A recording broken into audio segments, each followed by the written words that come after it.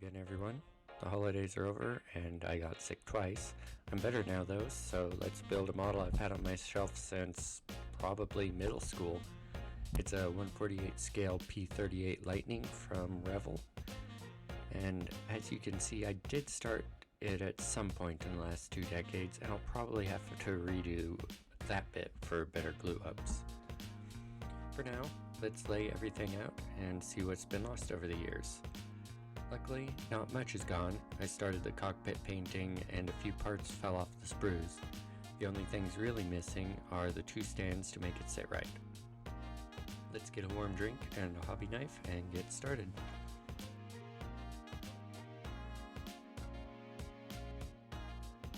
First up, I went to scrape away some of the paint from the few pieces I did when I was younger. The glue I'm using works by dissolving the plastic to essentially weld the pieces together. The paint would block this, so it needs to go. Besides, I want to repaint everything anyway. Excuse my awkward knife work. This isn't the ideal knife for the job, but is what I could find at the time. After that bit of scraping, we can get out the glue and start assembling the cockpit.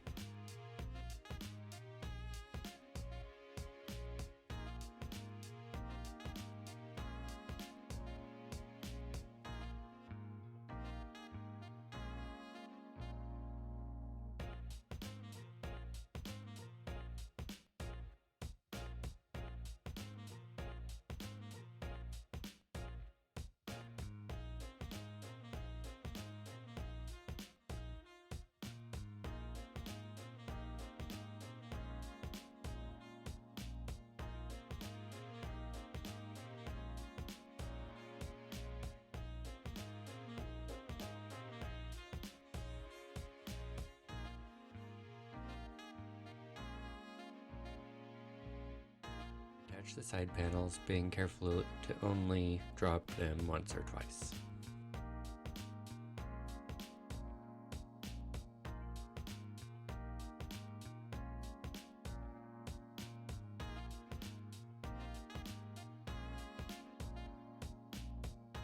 As I added pieces, I started to struggle a bit with getting everything to line up and stay, but in the end it all went together pretty well.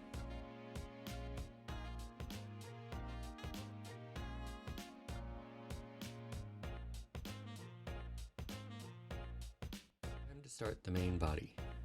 First, by installing the cockpit into it.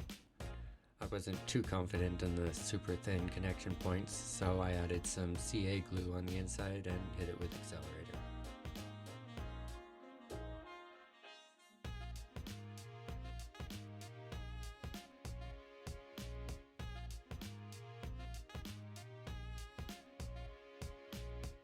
Meshing and sprue, but went together pretty easily.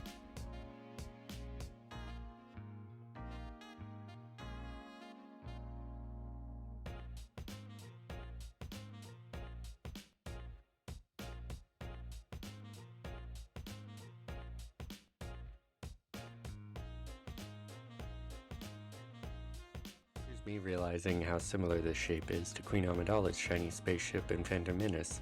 Coincidence? Probably. As we install the landing gear, we want to be sure to dry fit everything constantly. It's easier to test fit than mess up after gluing.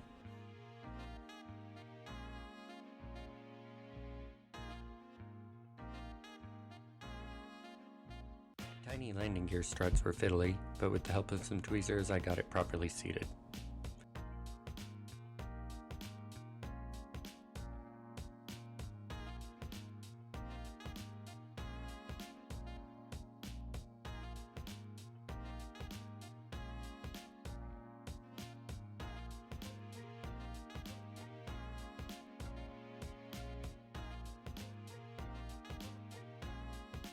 The main body panels attached easily, and I clamped them up to reduce the seams as it cured.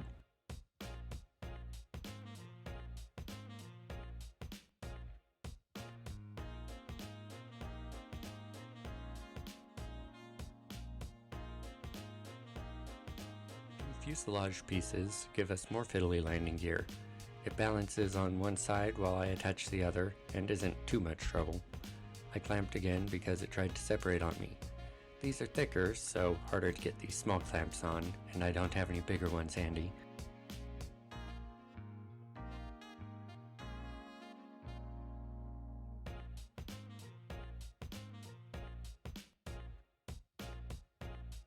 Scissors came in handy quite often with the small pieces of these engine housings.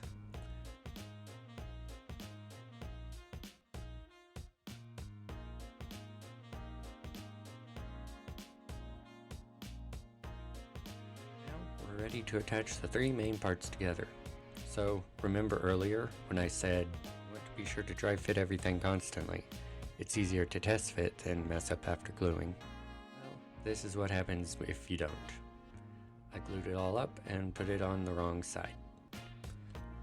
Luckily, I caught it because it was keyed to prevent just that.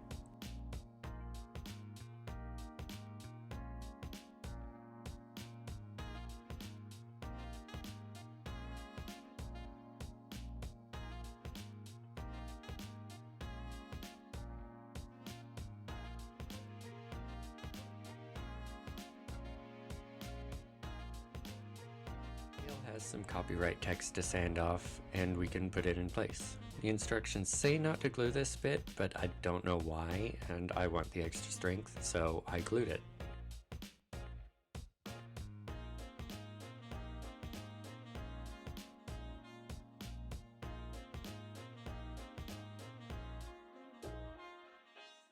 So again, dry fit your pieces.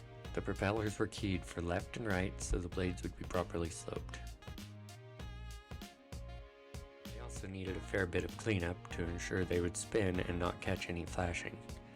I was careful with the glue to make sure I didn't seize up any spinning bits.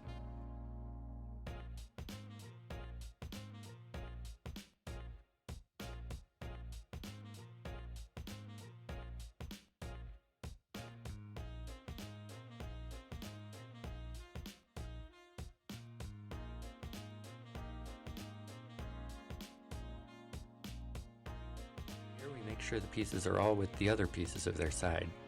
More tweezer work to make sure the pieces and glue wind up where they're supposed to and they still spin.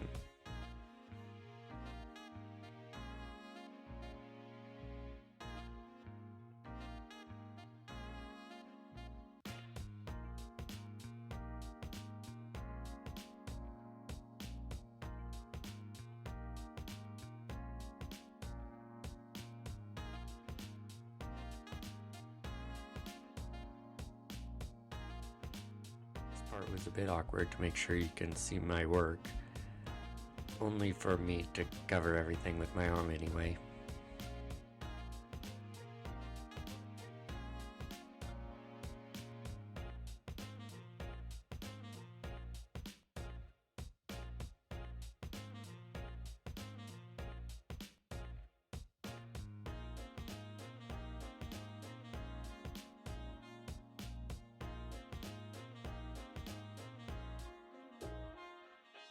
Assembly was bane one of this build.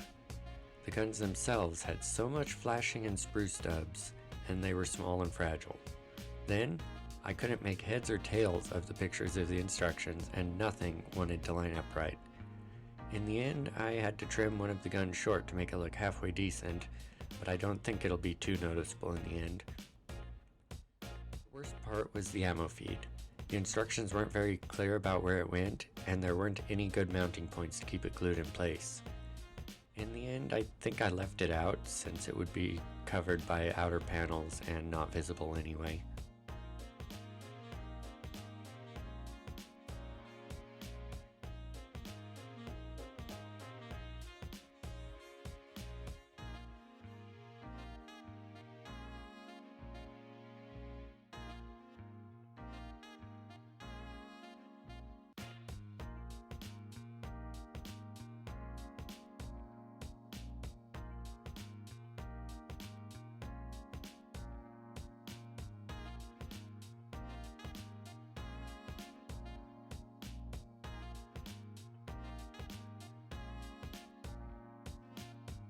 Two was these darn landing gear doors. There was nothing of substance to attach them to. Eventually, I went a bit thick on the CA glue, hoping it would be enough and wouldn't be too visible being on the underside.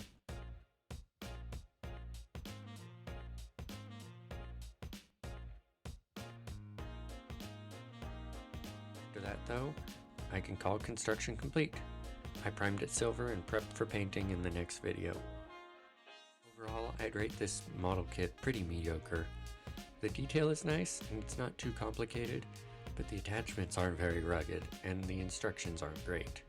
It is pretty old though, so I have to cut it a little slack. Hope you enjoyed the video. I'm still learning with the camera work and editing and audio. If you did enjoy it, be sure to like and subscribe so you don't miss the painting video next week. Feel free to leave a comment about the model or the video. Thank you for watching and see you next week, if I don't get sick again.